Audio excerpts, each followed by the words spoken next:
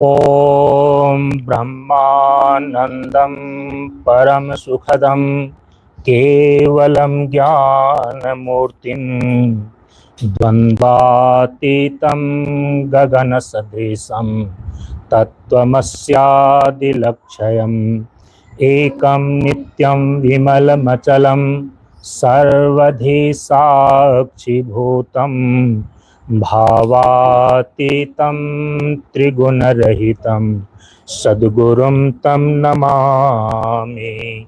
सद्गुरुं तं नमामि। ॐ अखण्ड आनंद बोधाय शिष्य संतापहारिणे सच्चिदानंद रूपाय तस्मै श्री गुरुवे नमः। तस्मै श्री गुरुवे नमः। ओम नमोस्तुते व्यास विशाल बुद्धे हुल्लारविन्दायतपत्रनेत्र येन त्वया भारततैलपूर्णः प्रज्वालितो ज्ञानमयः प्रदीपः। प्रज्वालितो ज्ञानमयः प्रदीपः। वसुदेवसुतं देवं कंसचाणूरमर्दनं देवकी परमानन्दं कृष्णं वन्दे जगद्गुरुं। कृष्णं वन्दे जगद्गुरुम्। ॐ सदाशिवसमारम्भां शङ्कराचार्यमध्यमाम् अस्मदाचार्यपर्यन्तां वन्दे गुरुपरम्परां। वन्दे गुरुपरम्परां। बोलिए प्रेम से श्री सद्गुरुनाथ महाराज की जय। अथ साधनादि पवित्रीकरणम, पूजन की सामग्रियों को पहले शुद्ध कर लें। जल लीजिए। ओम पुनातीते परिशुद्धगम सोमगम सूर्यस्य दुहिता वारेण सस्वता तना। पुनः ओम पुनन्तु मादेव जनाः पुनन्तु मनसाधिया पुनन्तु विश्वभूतानि जातवेदः पुनीहिमां। पुनः ओम यत्ते पवित्रमर्चसि अग्ने वितत मंत्रा ब्रह्म तेन पुनातु मां। पुनः ओम पवमानसो अद्य न पवित्रेण विचर्षिणीः यः पोता स पुनातु मां। पुनः ओम उभाभ्याम देव सविता पवित्रेण सवेन च मां पुनेहि विश्वतः। अब स्वयं को पहले पवित्र करें। जल लेकर के अपने सिर के ऊपर छिड़कना है। ओम अपवित्र पवित्रो वा सर्वावस्थां गतोपि वा यस्मित् पुंडरीकाक्षं सबाह्याभ्यन्तरः शुचिः। 3 बार आचमन कर लें। ओम अमृतोपस्तरणमसि स्वाहा। पुनः ओम अमृतापिधानमसि स्वाहा। पुनः ओम सत्यम यश श्रीमयी श्री श्रियताम स्वाहा। हाथ को धो लें। अब पंचोपचार के द्वारा आचार्य श्री के युगल चरणों का पूजन आरंभ करते हैं।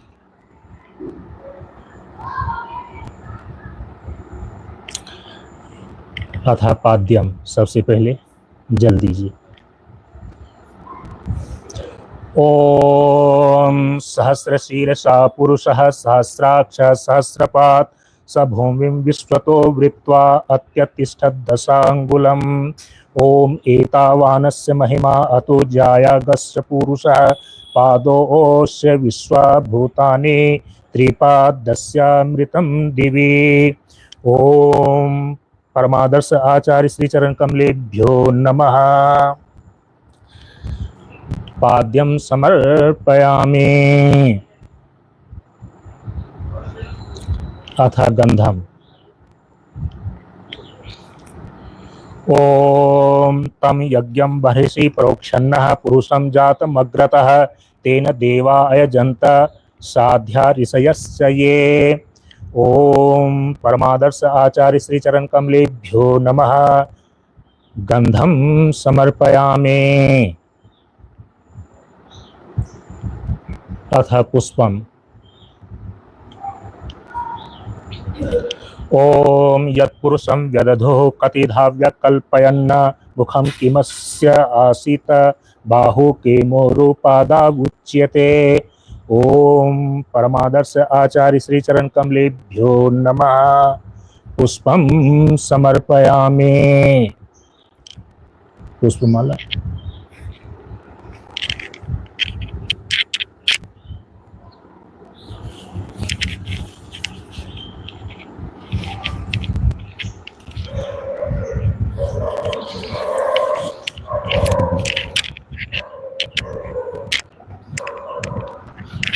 अथ धूपम।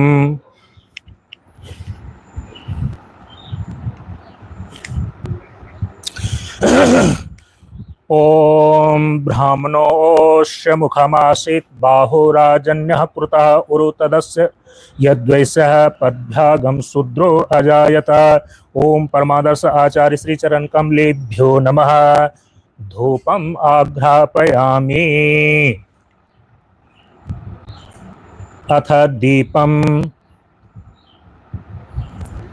ओम चंद्रमा मनसो जातः चक्षो सूर्यो अजायत श्रोत्रात् वायुश्च प्राणश्च मुखाद् अग्निरजायत।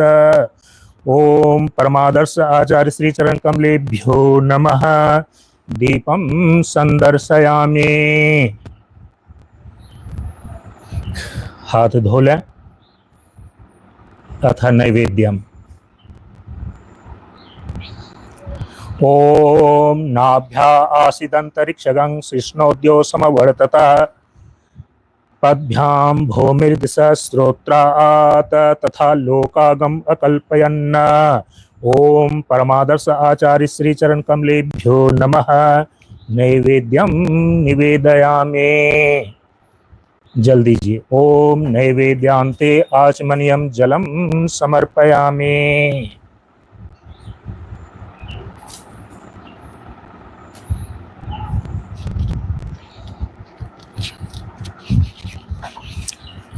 दक्षिणा दें। ओम सप्तास्यासन परिधयः त्रिसप्ता समिधः कृताः देवा यद्यज्ञं तन्वानाः अवग्नन् पुरुषं पशुम्। ओम परमादर्श आचार्य श्री चरण कमलेभ्यो नमः। दक्षिणां समर्पयामि।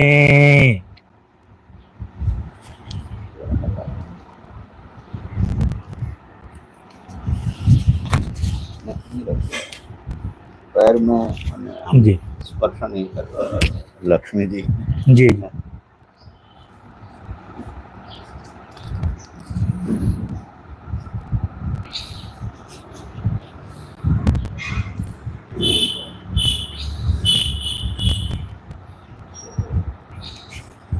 मंत्र पुष्पांजलि।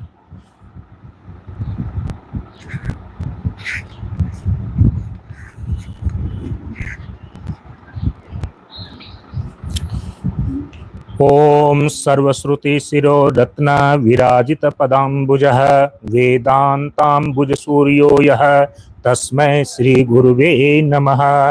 चैतन्यः शाश्वतो शांतो व्योमातीतो निरंजनः बिंदुनाद कलातीतः तस्मै श्री गुरुवे नमः। ओम मंत्र पुष्पांजलिश्चायं समर्पयामि। खड़े होकर के आरती करें।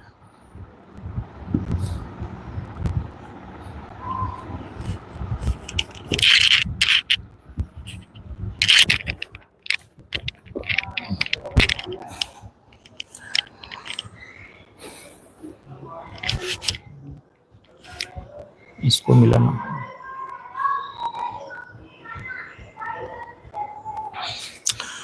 ॐ राजाधिराजाय प्रसह्यसाहिने नमो वयं वै श्रवणाय कुर्महे समे कामान् कामकामाय मह्यं कामेश्वरो वै श्रवणो ददातु कुबेराय वै श्रवणाय महाराजाय नमः।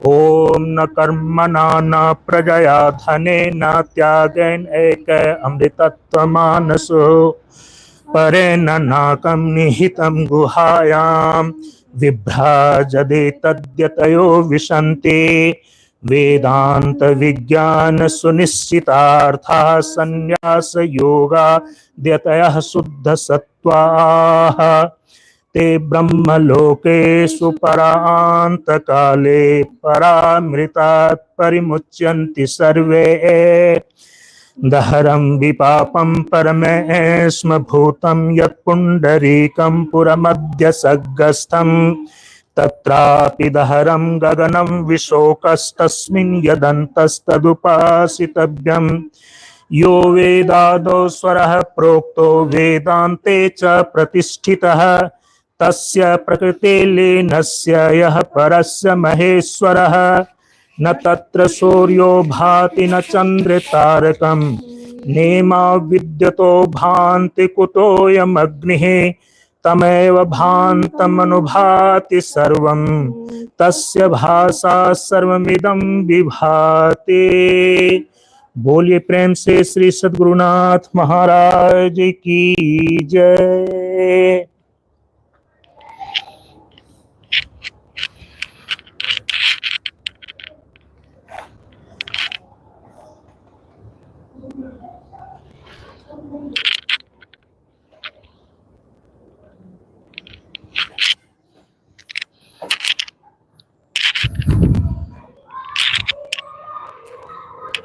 हरि ओम। ओम पूर्णमदः पूर्णमिदं हरिः ओम।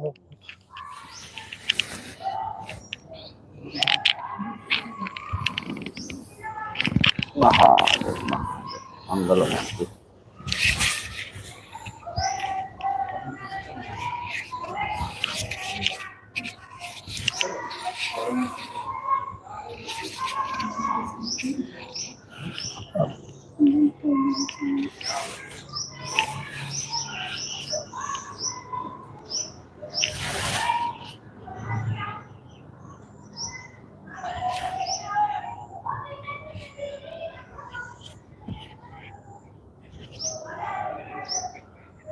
महादेव महादेव। जल्द जल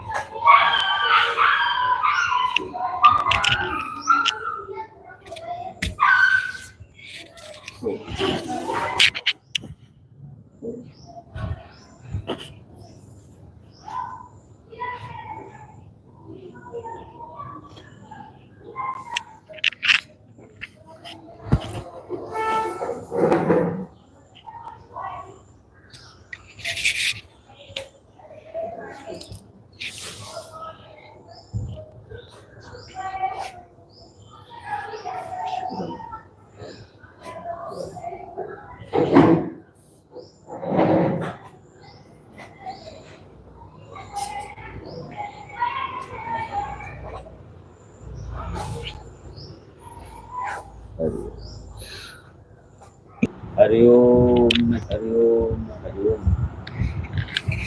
महादेव महादेव महादेव। आप लोगों ने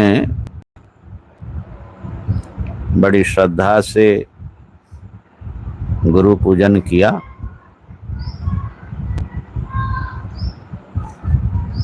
जगत गुरु परमात्मा से प्रार्थना है कि आपका जो भी जीवन जिज्ञासा है वो सफल हो और उनकी छत्र छाया में आप लोग आगे बढ़ते रहें। ये साधन विवेक पुस्तक हैं, भगवान शंकराचार्य जी के विवेक चूड़ामणि से हैं। तो साधन चतुष्टयता साधन का इसमें विशेष परंतु संक्षेप में सारगर्भित विवेचन है। आशा है कि वो आपका जो है काम आएगा। महादेव, इधर ले आओ। अब मेरे ख्याल से ये पंचांग आपको मिला साधना सदन से? जी नहीं मिला ना, ये वाला इस साल का। तो हमने हमारे पास कुछ एक्स्ट्रा हम लाए थे। आपको है स्वामी ये पंचांग? ये है, आप ले लो। ये लो, ले लो पंचांग। आपको भी चाहिए तो ले।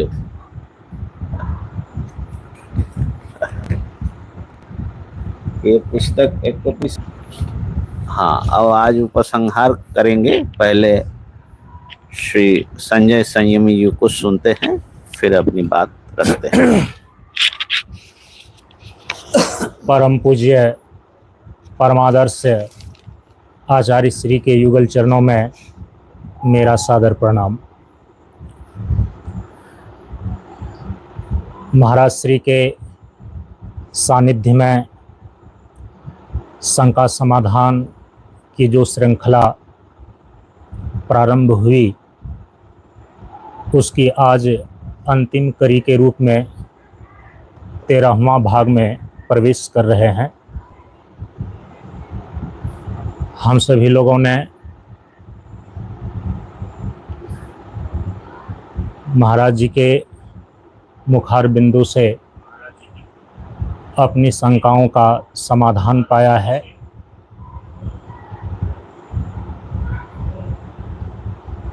इस सत्र के पूर्णाहुति के रूप में सनातन धर्म के वैदिक परंपरा के अनुसार जो आचार्य और गुरु के पूजन किए जाते हैं, हम सभी लोगों ने पूजन पूर्वक अपनी श्रद्धा सुमन को समर्पित किया। आज इस अंतिम कड़ी में महाराज जी के श्रीमुख से हम सभी लोग अंतिम आशीर्वचन ग्रहण करेंगे। और यहाँ पर इस शंका समाधान सत्र पूर्णाहुति का आशीर्वचन हम सभी लोग ग्रहण करेंगे। और यहाँ पर एक बात मैं सभी लोगों को, जो भी इस सोशल मीडिया के माध्यम से इन सारी चीज़ों को देख रहे हैं, सुन रहे हैं, उनसे मैं एक स्पष्ट रूप से बात कह देना चाहता हूं कि सोशल मीडिया के प्लेटफॉर्म पर सक्रिय रहने वाले जो भी हमारे साधु महात्मा मित्र हैं, उन्होंने जो हमें अन्य जगह भी इसी प्रकार से शंका समाधान की प्रश्नोत्तर करने का आमंत्रण दिया है। आप सभी लोगों से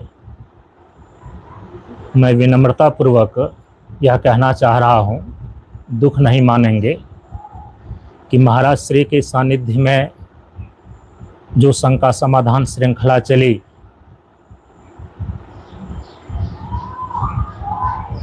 यह तो मैंने न तो किसी प्रकार की रील बनाने के उद्देश्य से किया और न ही पॉडकास्ट करने के उद्देश्य से किया।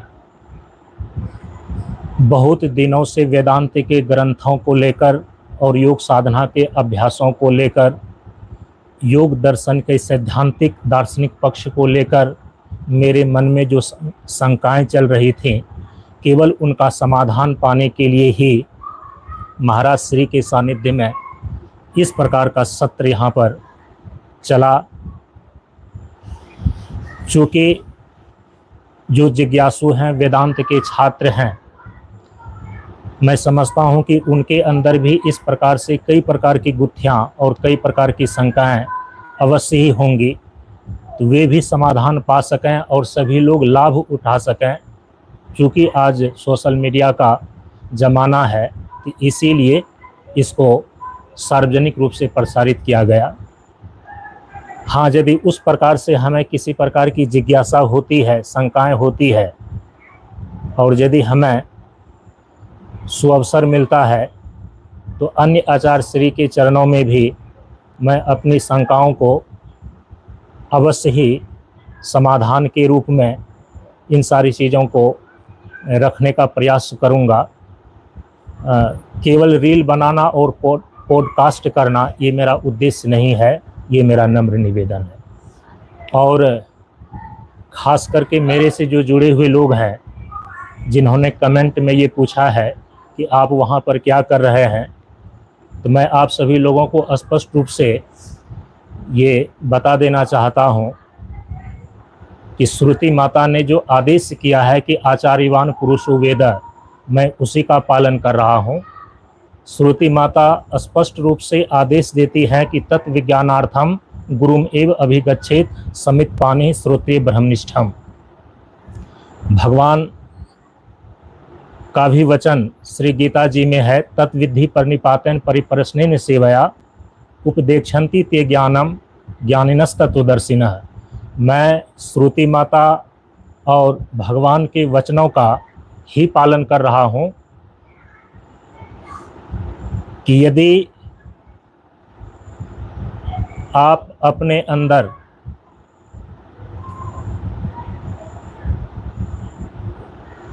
सारे संशयों को रहित करके ज्ञान की निष्ठा को प्राप्त करना चाहते हैं, तो श्रोत्रिय ब्रह्मनिष्ठ सद्गुरु के शरण में ही जा करके बैठ करके उपदेश का श्रवण करना चाहिए।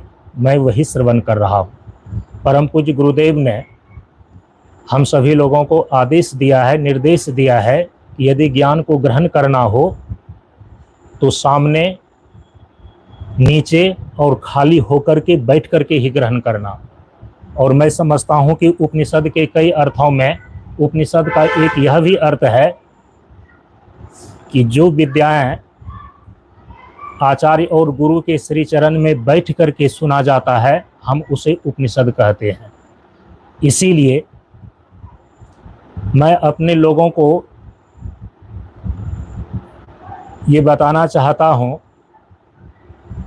कि आचार्य के सानिध्य में, उनके श्री चरणों में बैठकर अपनी शंकाओं का समाधान कैसे प्राप्त किया जाता है, मैं यही दिखाना और आप सभी लोगों को बताना एवं सिखाना चाहता हूँ। हरिओम। आज हम सभी लोग महाराज श्री के मुखारबिंद से इस शंका समाधान सत्र की पूर्णाहुति का आशीर्वचन सार संक्षेप रूप में ग्रहण करने जा रहे हैं।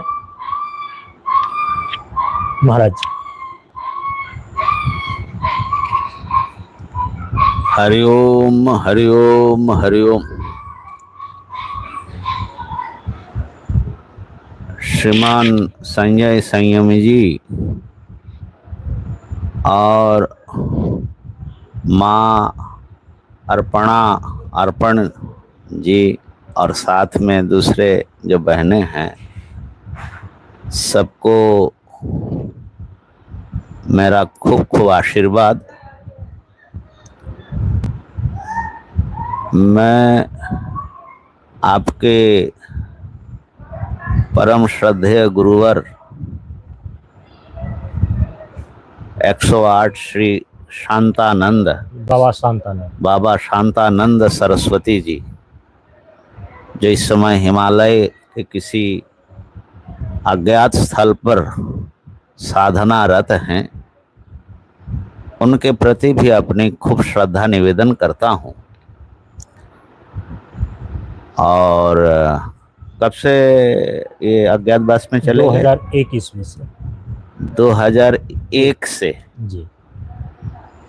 और उनके दिए हुए संस्कार उपदेश उनको आप हृदय में धारण करके उस पथ पर चल रहे हैं। और जो भी साधक जीवन में संघर्ष आता है, उथल पुथल होता है, उन सब को झेलते हुए, दलते हुए आगे बढ़ रहे हैं, इसका मैं खूब खूब अभिनंदन करता हूँ।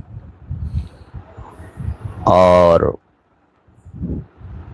उन्होंने जो आपको वेदांत के ज्ञान के पथ पर चलने का प्रेरित किया और योगाभ्यास के लिए प्रेरित किया है, उसी श्रृंखला में आप विभिन्न महापुरुषों के पास जाते हैं और जिनसे आपकी शंका का समाधान हो जाए और आप इस पथ पर आगे बढ़ें। तो आपकी श्रद्धा, आप लोगों की श्रद्धा ये प्रशंसनीय है, अनुकरणीय है।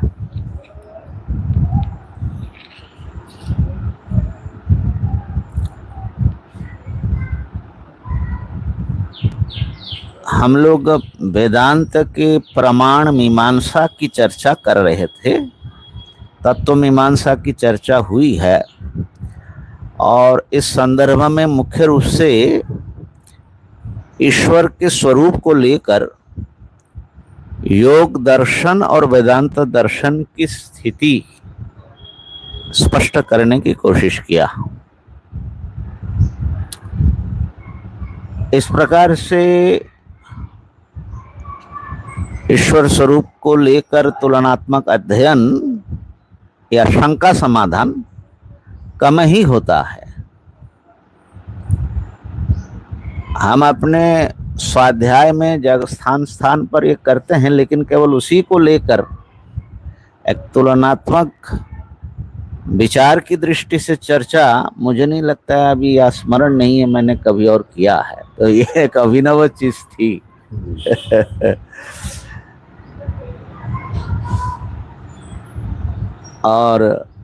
और महाराज श्री के सानिध्य में जिस प्रकार से मैंने अपनी शंकाओं को रख करके समाधान प्राप्त किया, ये भी पहली बार ही है। हाँ, आपका भी इस प्रकार आगमन और हाँ, 15 जी जी 20-25 सालों के दरमियान में जी जितने भी शास्त्रों का अध्ययन किया गया, जी, अपनी शंकाओं को इस प्रकार से सर्वप्रथम बार रख पाया। अच्छा अच्छा अच्छा, बहुत अच्छा बहुत अच्छा। वैसे हम प्रोत्साहित करते रहते प्रश्न के लिए। तो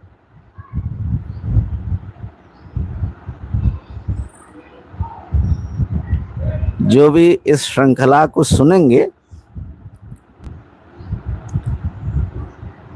मेरे ख्याल से वेदांत सम्मत ईश्वर का स्वरूप बहुत स्पष्ट होता जाएगा और उनकी जो महिमा है ये हृदय में अंकित हो जाएगी। हम लोग बोलते हैं कि ईश्वर सच्चिदानंद स्वरूप है, बोलते रहते हैं, लेकिन उस सच्चिदानंद स्वरूपता का जो गांभीर्य है और खास करके तत्व मीमांसा और ज्ञान मीमांसा की दृष्टिकोण से, जो एक दार्शनिक दृष्टिकोण से विचार हुआ है, वो बहुतों के लिए लाभदायी होगा, थोड़ा अनोखा है। तो ज्ञान मीमांसा की बात हम लोगों ने की। वेदांत में जो ज्ञान के स्वरूप और ज्ञान का जो वस्तुओं के साथ संबंध है, ज्ञान ज्ञेय का जो संबंध है, प्रमाणों का जो अपना एक विशिष्टता है, ये स्थान स्थान पर प्रकट हुआ। ज्ञान मीमांसा में जैसे मैंने मुख्य रूप से कहा कि ब्रह्म कहो या आत्मा, वो अप्रमेय है, वो ज्ञान का विषय नहीं बनता है।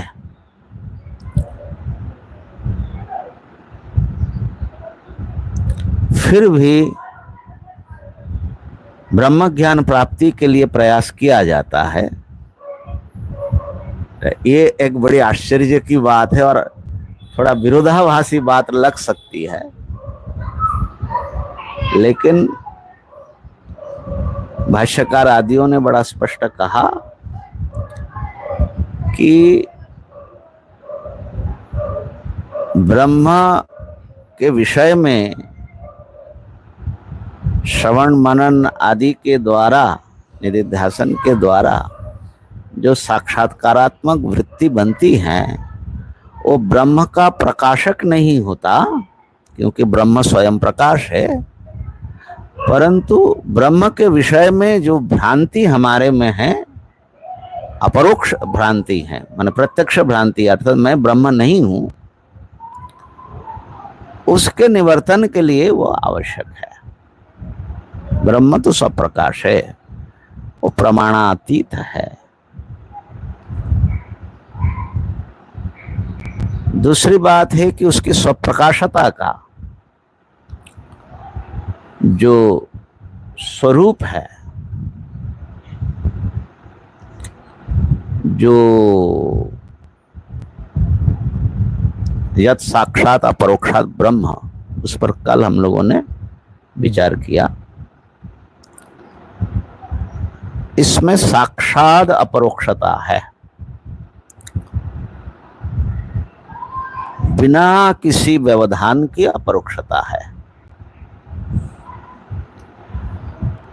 अन्य सब इनके अपरोक्षता से प्रकाशित होती है, आत्मा की अपरोक्षता से।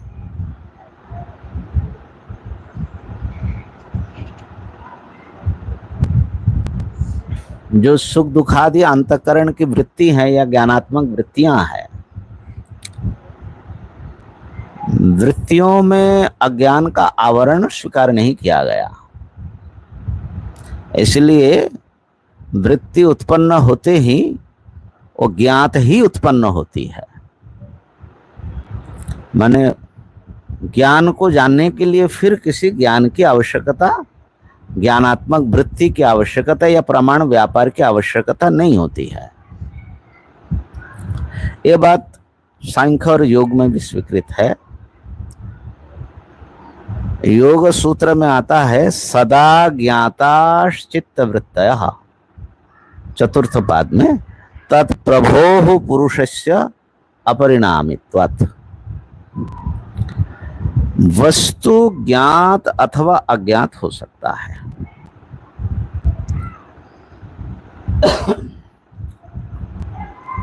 क्यों? क्योंकि वस्तु का ज्ञान वृत्ति के द्वारा होती है। तो अगर उस विषय में मन की वृत्ति बनी चित्त की, तो ज्ञात होगा। चित्त की वृत्ति किसी दूसरे विषय में लगी है तो वह अज्ञात हो जाएगा। तो वस्तु चित्त के द्वारा आत्मा को ज्ञात होता है। तो इसलिए वस्तु के विषय में अज्ञान तो रहता है, वृत्ति उस अज्ञान को नष्ट करती है। हालांकि वेदांत में जिस प्रकार अज्ञान माना गया उस प्रकार का अज्ञान यहाँ सांख्य योग में नहीं है। तो इसलिए वो आत्मा के साथ सीधे वस्तु का संबंध नहीं हो सकता, वृत्ति द्वारा या चित्त के द्वारा ही होती है। उनके अनुसार कि दृष्टि दृश्योपरक्तम चित्तम सर्वार्थम, चित्त जो है उसमें दृष्टा से भी वो उपरक्त होता है, माने दृष्टा की भी छाया पड़ती है, चाहे प्रतिबिंब कह लो, और दृश्य की भी छाया पड़ती है। तो इसलिए चित्त, उनके अनुसार चित्त सर्वार्थक होता है, माने सबका प्रकाशक होता है, सबको उसमें चूंकि वो प्रतिबिंबतया विषय होता है। तो कहने का भाव ये था कि जो वृत्तियां है वो वस्तु का प्रकाशक होने से, माने उसके द्वारा आत्मा ही प्रकाशक है, समझ लो। तो वो जब वृत्ति दूसरे विषय पर लगी हुई है तो वह वस्तु अज्ञात हो जाता है। इसलिए वस्तुओं की स्थिति दो प्रकार है, कुछ तो हम जान रहे हैं, कुछ इस समय अज्ञात है, फिर दूसरे विषय का ज्ञान होने लगता है तो यह अज्ञात हो जाता है। ये दो स्थिति में वस्तुओं की दो स्थिति है, ज्ञात अज्ञात। लेकिन चित्त वृत्तियों का हमेशा एक ही स्थिति चित्त वृत्तियों की होती है, उनकी कभी अज्ञात स्थिति नहीं होती है। वृत्ति हुई और आपको पता नहीं लगा, आपके मन में सुख आया, दुख आया, या ज्ञान हुई, या विस्मरण हो गया और आपको पता न लगा, ऐसा होगा क्या? तो इसलिए वो सदा, क्यों, पुरुष जो है अपरिणामी है, वो कहीं जाता आता नहीं है, उसका कोई रूप परिवर्तन नहीं होता है, और पुरुष के सामने ये वृत्तियां रहती हैं, इसलिए हमेशा उसमें प्रकाश पड़ता है। लेकिन वृत्तियां परिणामित होती है, कभी इस विषय पर कभी उस विषय पर जी। तो इसलिए वस्तुओं की स्थिति ज्ञात अज्ञात हो जाती है, ठीक है ना। तो वृत्तियां सदा ज्ञात ही होती है, लेकिन इसका मतलब ये नहीं कि वृत्तियां स्वप्रकाश है,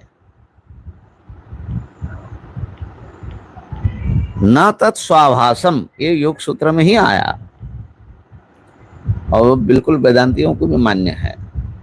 चित्त की वृत्तियां स्वप्रकाश नहीं है, क्यों? दृश्यत्वात्, सीधा हेतु दिया। वृत्तियां दिखती है तो वृत्तियां क्या वृत्ति को ही दिखती है? जो दृश्य होगा वो किसी भिन्न दृष्टा का ही दृश्य होगा ना। तो चाहे सुख हो, चाहे दुख हो, चाहे ज्ञानात्मक वृत्तियां हो, वो उनसे भिन्न किसी के द्वारा देखी जाती है। तो इसलिए वो जो दूसरे की अपेक्षा है, ये समझ लीजिए कि व्यवधान है। यद्यपि वो उत्पत्ति होते ही पुरुष के लाइट में आ गई, लेकिन उसकी अपनी लाइट नहीं है ना जी। ठीक है। तो इसलिए वो सापेक्ष होने से वो साक्षात अपरोक्ष नहीं है। एक कल का जो थोड़ा सा जी। था, एक ऐसे भी समझा जा सकता है कि कुछ चीजें जो हैं व्यवधान कैसा होता है, कुछ तो देश में व्यवहित होता है, माने इस देश में नहीं, दूसरे देश में जहाँ हम बैठे वहाँ नहीं है। तो देश का व्यवधान तो क्रिया से पार होता है, कुछ काल व्यवधान होता है। अब हमारे जो अतीत जीवन है, बचपना, अब कितना भी दुनिया घूम ले, हम उसको कैसे, माने उस व्यवधान को कैसे पाटेंगे? काल का व्यवधान। ये जो भविष्य में आने वाली जो दशाएं हैं और वार्धक्य आदि, तो उसको हम, वो अभी हमसे दूर है कि नहीं जी। तो उसको क्या करेंगे, कैसे पाटेंगे? तो काल का व्यवधान है ना। तो जब तक वो बुढ़ापा, माने बुढ़ापा तो इसे उत्पन्न हो ही गया है, लेकिन और बुढ़ापा जब जिसको हम कह रहे हैं, या जो जवान है उसका जो बुढ़ापा है, तो बुढ़ापा जब तक आएगा नहीं तब तक प्रतीक्षा करनी पड़ेगी उससे मिलने के लिए।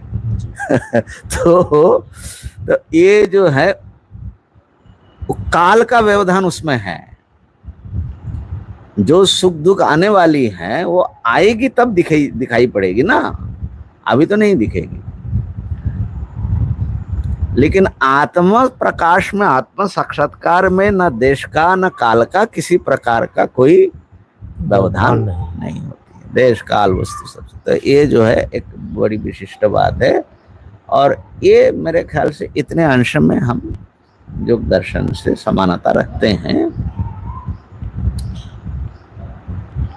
परंतु एक बात जो अद्वैत वेदांत का बड़ा अनोखा लगा है,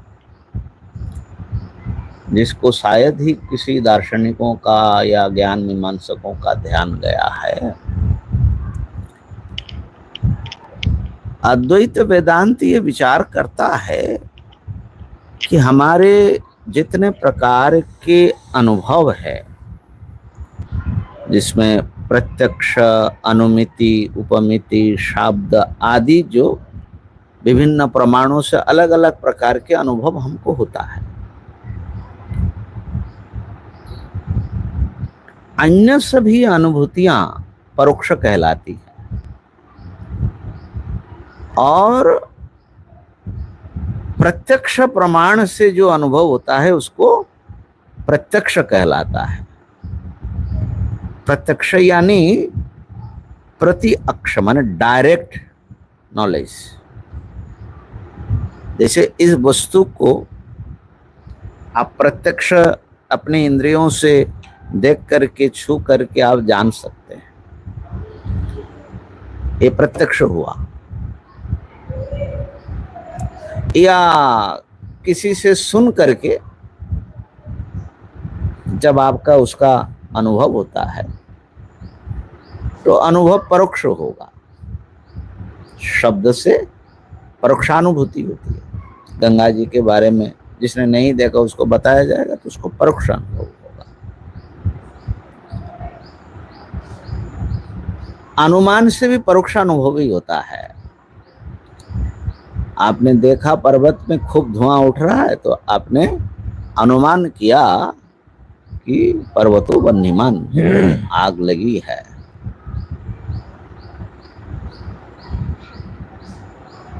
तो जो अनुमिति है या शब्दबोध है उनसे बिल्कुल अलग जब आप प्रत्यक्ष देखते हैं, उस ज्ञान में कुछ विशेष स्पष्टता,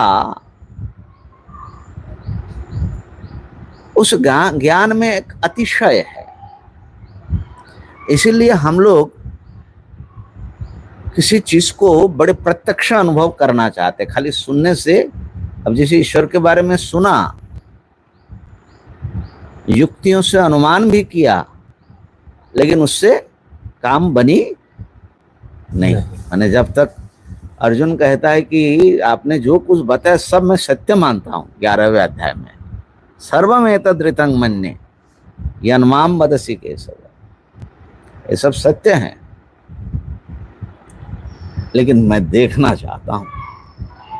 द्रष्टुम इच्छामि ते रूपम ऐश्वरम पुरुषोत्तम, आप कृपा करके उसको हमको दिखाइए। तो ये जो देखने की एक बात है ना, प्रत्यक्ष अनुभव की बात है, उसमें ये विशेषता, प्रत्यक्ष भी प्रमाण है, अन्य भी प्रमाण है, लेकिन ये विशेषता क्यों है? अब न्यायिक आदि कहते हैं कि भाई ये इंद्रियों की महिमा है।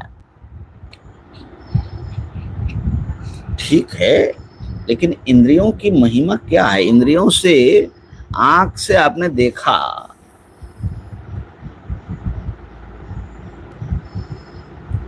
तो वो भी एक माध्यम हुआ,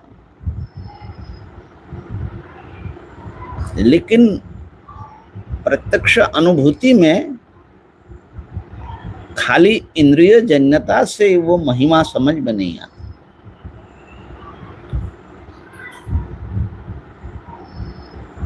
तो यहाँ पर जो वेदांत का मत है, माने न्याय का मत है कि आत्मा जो है मन से संयुक्त होता है,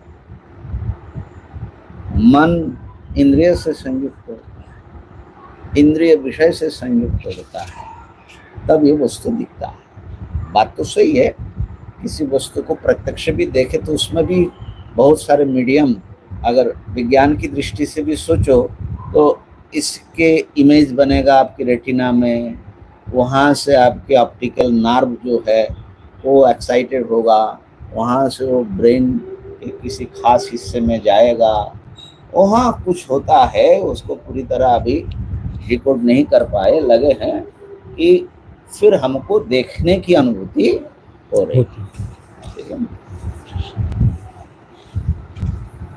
अब सारे चाहे प्रत्यक्ष देखे, चाहे अनुमान करे, चाहे शब्द के अनुभव हो, वो सब दिमाग में ही होती है ज्ञान, या मन में ही होता है अन्यों की भाषा में अगर मन कहे तो। लेकिन ये जो फर्क होता है,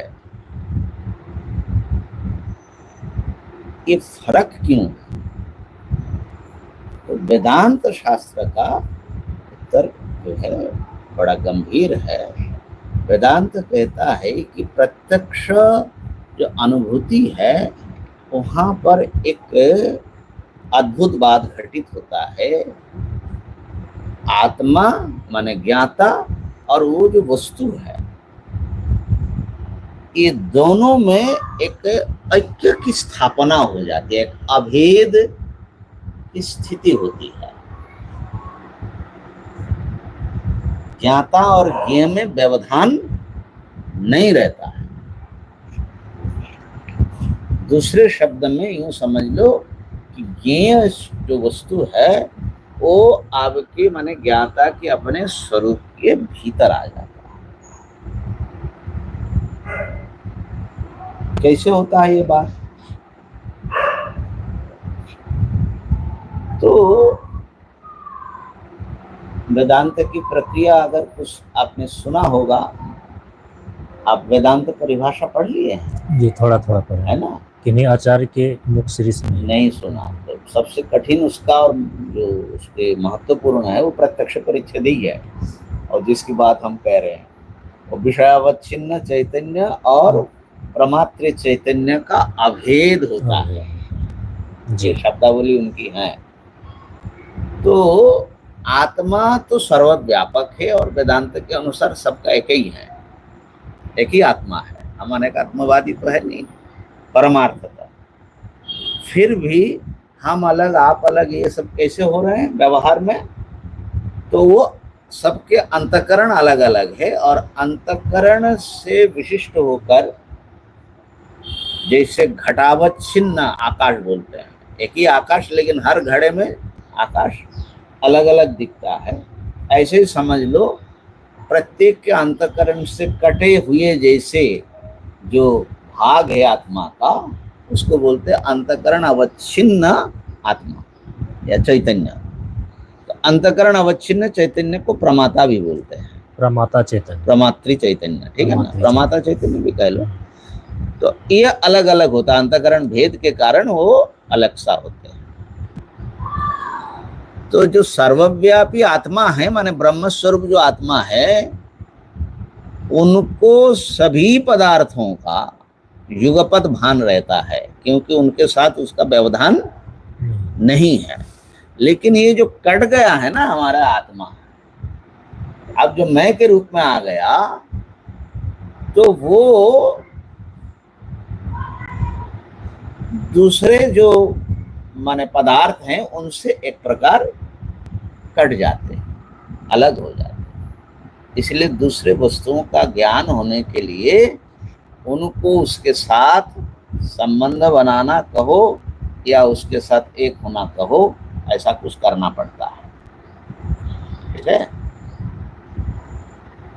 तो अंतःकरण है अत्यंत निर्मल वस्तु, इसलिए अंतःकरण में सदा आत्मा का प्रकाश प्रकट है। इसलिए प्रमाता एक प्रकार से सब प्रकाश है। प्रमाता को सदा अपने स्वरूप का माने मैं हूं इस प्रकार का भान होता है। लेकिन वस्तुएं जो हैं उसमें ये जो प्रकाशित आत्मा है उसका उसके साथ दुराव है, व्यवधान है।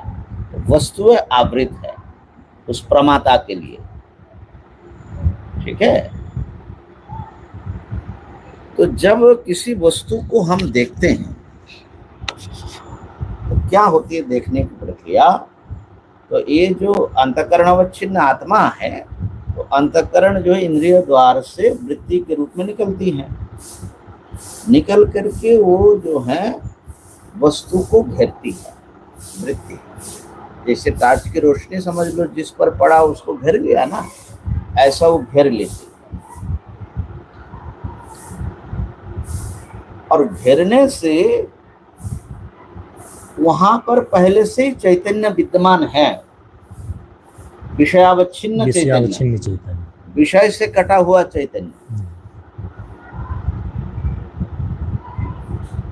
तो वो चैतन्य और ये जो प्रमात्री चैतन्य है, अब दोनों की उपाधि चूंकि एक जगह हो गई है, एक स्थान पर आ गया दोनों, तो समझ लो दोनों गले मिल गए, माने एक चैतन्य हो गया, ठीक है। तो प्रमात्री चैतन्य जैसे अपने आप को प्रकाश करता है, अब विषय चैतन्य से अभिन्न होकर के विषय तो उस चैतन्य में पहले से अध्यस्त है, समझ रहे बात को। तो विषय प्रमाता के लिए प्रकाशित हो जाता है। तो विषय का अस्तित्व ध्यान देना, जब तक प्रमाता के अस्तित्व से अलग बना हुआ है तब तक वो प्रत्यक्ष नहीं होता, परोक्ष हो सकता है। आपने शब्द से सुना तो शब्द से सुन करके किसी वस्तु का ज्ञान हुआ, वस्तु दूर पड़ा है, आपकी वृत्ति अलग पड़ी है, इसलिए व्यवधान है, परोक्ष ज्ञान। लेकिन प्रत्यक्ष स्थल में क्या हो रहा है, वृत्ति विषय देश में पहुंच गई, तो वो जो हमारा ही दो टुकड़ा हो चुका था, प्रमाता के रूप में विषय के रूप में, वृत्ति अवच्छिन्न चैतन्य भी हुआ ना। अब वृत्ति अवच्छिन्न चैतन्य जो है वो अंतःकरण अवच्छिन्न चैतन्य का एक पार्ट ही हुआ ना। आखिर जी माने जल में ही तरंग होगा, तो वृत्ति को हम इसलिए यहाँ ज्यादा जटिल न हो जाए आप लोगों को समझने में, इसलिए वृत्ति शब्द का।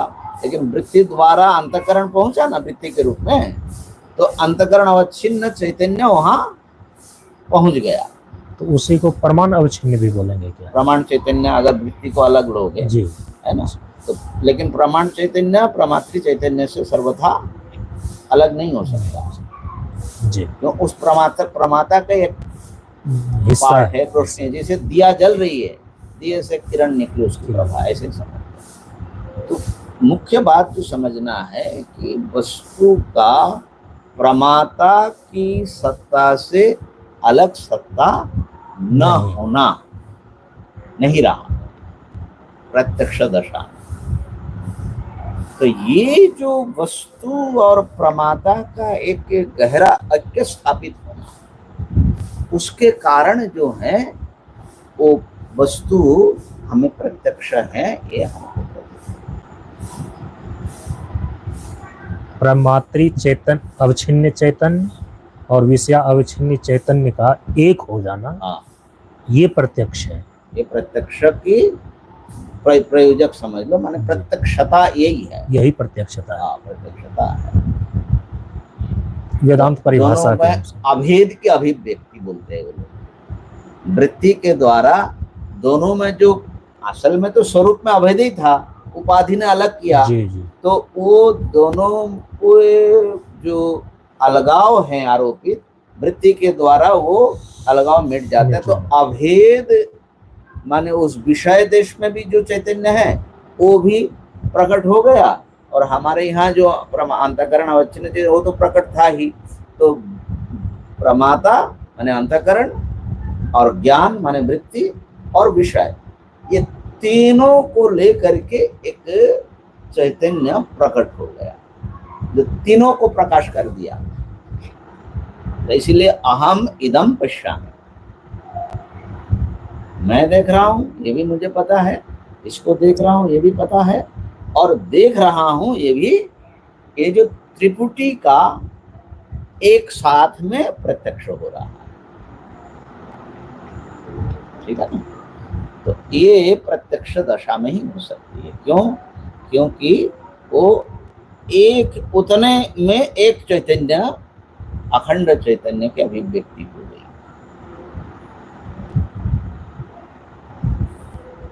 तो इस प्रकार से जिस विषय से आपका अभेद स्थापित होता है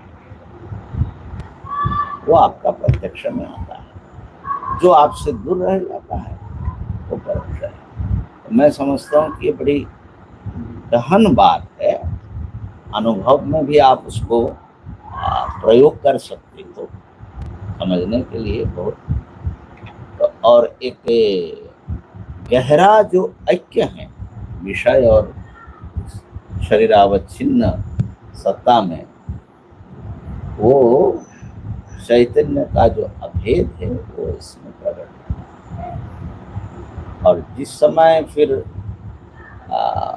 अधिष्ठान चैतन्य में हम उसके साथ हमारा एक स्थापित होता है तो सब कुछ इसीलिए प्रत्यक्ष हो जाता है, क्योंकि ब्रह्म के लिए कोई भी चीज परोक्ष नहीं, क्योंकि जो कुछ है उसी में अध्यस्त है।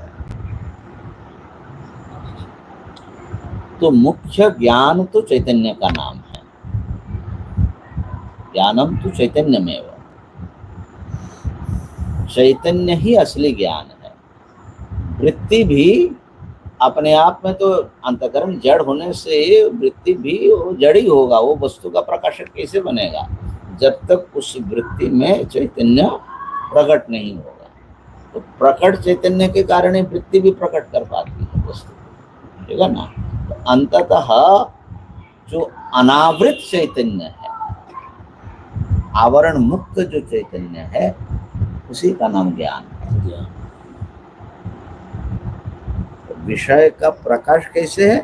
तो विषय अवच्छिन्न जो चैतन्य आवृत रहा वो अनावृत हुआ, उसका आवरण। इसको पंचदशी आराधियों ने ऐसा समझाया कि वृत्ति से आवरण हटता है, और आवरण हटने से चैतन्य तो सब प्रकाश है। तो वो उसमें वस्तु पड़ी है तो वस्तु को प्रकाश करता है।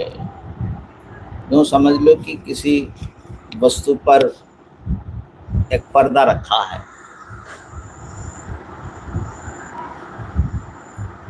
तो हम देख नहीं पाएंगे, प्रकाश होने पर भी अगर पर्दा पड़ी है नहीं दिखेगा, ठीक है, पर्दा हटाना पड़ेगा जी। तो पर्दा हटा दिए तो क्या होता है? पर्दा हटाने से वो जो प्रकाश के साथ उसका संबंध अवरुद्ध था, अब प्रकाश उसको अपने घेरे में ले लेता है, तो वो दिखाई पड़ता है। ऐसे ही चैतन्य तो सब प्रकाश है, लेकिन एक आवरण जो है वस्तु से, वस्तु में जो चैतन्य है वो तो सब प्रकाश है, लेकिन विषय जो है वो तम प्रधान होने से उसका एक आवरण, मानो कि प्रमाता के लिए जिस प्रमाता को देखना है वो कट गया है, तो उसमें उसका एक आवरण उसको ढका हुआ है। तो वृत्ति क्या करती है? जाकर के पर्दे को हटाती है। हटाने से वो जो पहले से ही चेतन था उसका प्रकाश हो रहा है। मैंने दो प्रकार की स्थिति होती है। देखो, वस्तु को अगर ढका है तो ढक्कन हटाना भी जरूरी है और प्रकाश का संबंध होना भी जरूरी है। लेकिन अगर प्रकाश ढका हो तो दीप पर आपने पर्दा डाल दिया तो क्या करना पड़ेगा? पर्दा हटाने से ही दिखाई पड़ेगा, उसके लिए अब और कोई टार्च नहीं जलाना पड़ेगा, ठीक है ना। तो सब प्रकाश वस्तु का दर्शन तो खाली आवरण हटा देने से हो जाएगा, तो यहाँ पर विषयावच्छिन्न चैतन्य पर जो आवरण पड़ा था वो आवरण को हटा दिया अंतःकरण वृत्ति ने, तो वो चैतन्य अनावृत हुआ। चैतन्य का अनावृत होना ही प्रकाश पाना है। तो अनावृत चैतन्य में विषय अध्यस्त है, विषय की तो अलग सत्ता है नहीं विषयावच्छिन्न चैतन्य से, इसलिए वो प्रकट होता है। वस्तु यदि चैतन्य से या ज्ञान से अलग होगा, वेदांतियों का कहना है कि कभी प्रकाशित नहीं होता है। ज्ञान अगर पृथक वस्तु रह गया और वस्तु अगर पृथक हो रहा, तो पृथक ज्ञान वो वस्तु को कैसे प्रकाश करेगा, वस्तु का प्रकाश कैसे बनेगा? ये एक बड़ा भारी प्रश्न है जो ज्ञान मीमांसा में, वेदांतीय ज्ञान मीमांसा में बड़ा अहम प्रश्न है। लेकिन द्वैतवादियों का विषय तो बिल्कुल अलग है। द्वैतवादियों का विषय तो अलग है, तो उनको ये प्रश्न को उत्तर देना पड़ेगा कि जो विषय अलग है उसका ज्ञान आपको कैसे होता है। तो बोले कि वो जो ज्ञान है वो तो प्रमाण से उत्पन्न होता है, अंतःकरण में आत्मा में उत्पन्न होती है न्यायिकों के हिसाब से। वो ज्ञान उसको प्रकाश करता है। कैसे करेगा क्या? वो एक आत्मा में है, वस्तु बाहर है। ज्ञान, दूसरा ज्ञान उसको प्रकाश कैसे करे? मान लो ये रोशनी प्रकाश दे रहा है, तो रोशनी से जब तक यहाँ नहीं आएगा वो, तब तक तो नहीं हो सकता। तो क्या ज्ञान से भी कुछ ज्ञान की रोशनियां निकलती है क्या? ज्ञान इससे संक्रमित होने वाली चीज है, एक से निकल करके दूसरे में जाती है क्या ज्ञान? वाचस्पति मिश्र ने बड़े गंभीर विचार किया भामती में, अध्यास भाष्य में ही ये विचार आया कि ये तो ऐसे हो गया, यानी ज्ञान को कुछ लोग सब प्रकाश मानते हैं। अगर मान ले ज्ञान सब प्रकाश है, उससे वस्तु प्रकाश कैसे होगा? सब प्रकाश माने अपने आप में वो प्रकाश रूप है, लेकिन वो वस्तु का प्रकाश कैसे बनता है? वस्तु कैसे प्रकाश हो जाता है? ठीक है ना?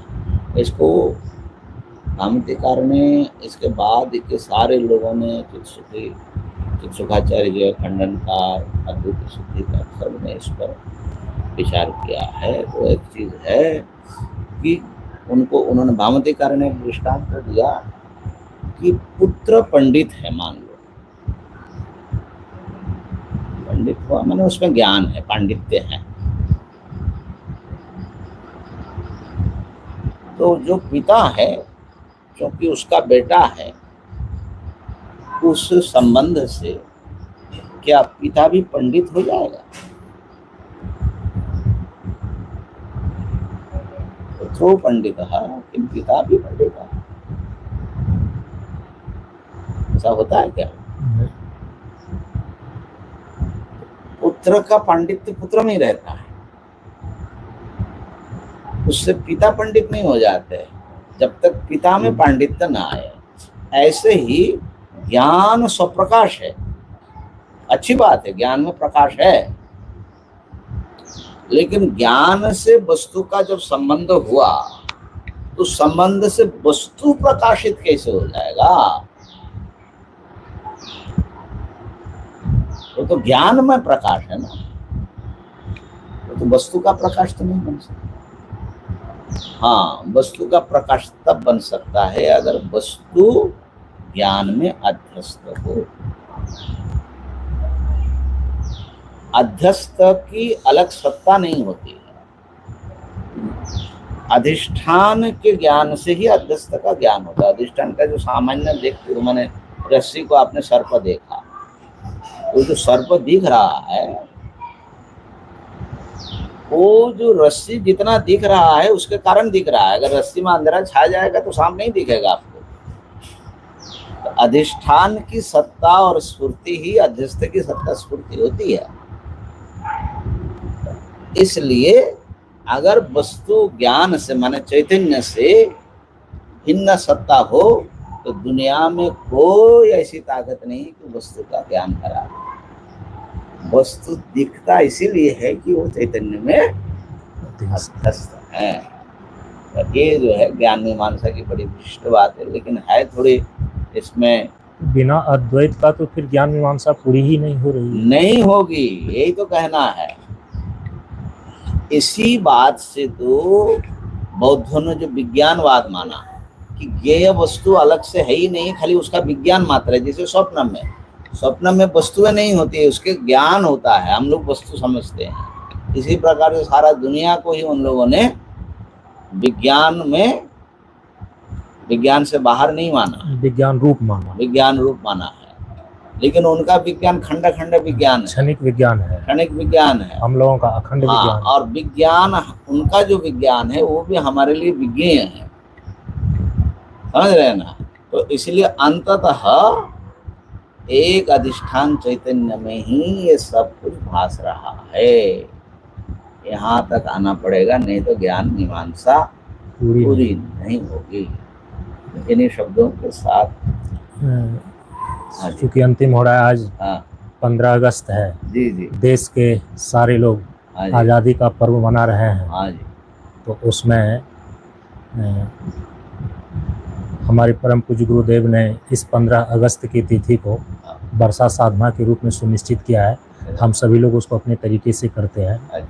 तो ये जो देश की आज़ादी है, भारत की आज़ादी है, भारत का अर्थ तो जो रथ प्रकाश में रत रहना, और प्रकाश स्वयं प्रकाश तो केवल ब्रह्म ही है। तो जो आज़ादी है, स्वतंत्रता है, मुक्ति है, ज्ञानात तु कैवल्यम रीते ज्ञानात् न मुक्ति, श्रुति का यही आदेश है। तो आवरण रहित अद्वैत आत्मा का नाम ही मोक्ष जी, अनावृत अद्वैत ही मोक्ष। और स्वयं अपने लिए और यहाँ के चैनल से जुड़े हुए और सारे लोग जो देख रहे हैं, उनको आगे के आश्वासन के लिए महाराज श्री से क्या इस प्रकार के जो शंका समाधान की श्रृंखला है, प्रश्नोत्तरी का श्रृंखला है, हमें और अन्य लोगों को आगे फिर सुलभ हो सकेगा क्या? जब आपको मौका मिलेगा, हम लोगों का सहयोग होगा, तभी प्रश्नोत्तर हो सकता है, कोई इसमें आपत्ति नहीं है। आशा रखते हैं कि और होगा आगे। और ये जो स्वतंत्रता दिवस है, भारत को ब्रिटिशों से आज़ादी मिली और हमने भी आज झंडा ध्वजा उठाया है, और आज जन्माष्टमी भी है संयोग से, और कई क्षेत्र में कल भी मनाएंगे। हाँ, लेकिन स्मार्त मत में आज ही रात को लगभग 10 बजे अष्टमी लागू हो जा रही, तो 12 बजे अष्टमी मिल गई है जी। तो हम लोग आज मना रहे हैं भगवान श्री कृष्ण का। तो ये अस्मार्त किनको मानते हैं? और वैष्णव की कहते हैं, कोई वैष्णव मनाएंगे, कोई अस्मार्त इस तिथि को मनाएंगे। हाँ, अस्मार्त तो, सब तो स्मृति से आया हुआ है। हाँ जी, स्मृति जो धर्मशास्त्र है, मनुस्मृति आदि से लेकर के। वैष्णव जो हैं वो जो विष्णु मात्र को ही सर्वोच्च सत्ता मानते हैं। हम लोग सबको मानते हैं स्मार्त, मैंने सरल भाषा में ये समझते, स्मार्त जो है पंचदेव उपासक होता है, पंचदेव उपासक, और वो भी लेकिन उनको विष्णु पक्षपाती कहे है ना। तो हम लोग भी वैष्णव होते हैं, इसलिए हम लोग नमो नारायण बोलते ही हैं, लेकिन वो हमारे जैसा नहीं है। हम मानते हैं कि एक ब्रह्म के सब रूप भेद है, लेकिन उनका जो है वो सर्वोच्च सत्ता को विष्णु पद से ही कहना चाहते हैं। तो और वो जो हैं असल में ज़्यादातर पांचरात्र आगम के अनुसारी हैं, तो उनके हिसाब से वो बात अलग होती है। तो पंचांगों में आजकल जो भेद आता है, लेकिन हम जो ये कह रहे थे कि भगवान श्री कृष्ण ने जो गीता जी ने संदेश दिया है, जो आत्म आत्मज्ञान को लक्षित करके कर्तव्य करते रहना है। और वो कर्तव्य जो हैं वो व्यक्ति के मुक्ति के लिए भी, परिवार, समाज और राष्ट्र और पूरे विश्व के लिए हमारा कर्तव्य है। हमारे शास्त्र के अनुसार ये बहुत बड़ा कर्तव्य है। अगर आप ज्ञानी भी हैं तो दूसरे के लिए भी आप प्रयास करें, लोक संग्रह करें, सबको सन्मार्ग पर लगाए, सद्बुद्धि आए, सत्कर्म में लगे और इसी एक विराट सत्ता जो सब में है इसका ज्ञान अनुभव सबको हो। अद्वैत का ये लक्ष्य भगवान ने दिया है गीता जी में, तो वो प्रत्येक साधक को उस दिशा में भी प्रयास रहना चाहिए। और देश की स्वतंत्रता की रक्षा के लिए, यानी राजनीतिक स्वतंत्रता की रक्षा के लिए सबको काम करना चाहिए। आज तो लाल किले से मोदी जी ने कई चीजें कही हैं। मुख्य रूप से घर में भी हमारे बहुत सारे दुश्मन हैं और हम जो बहुत वर्षों तक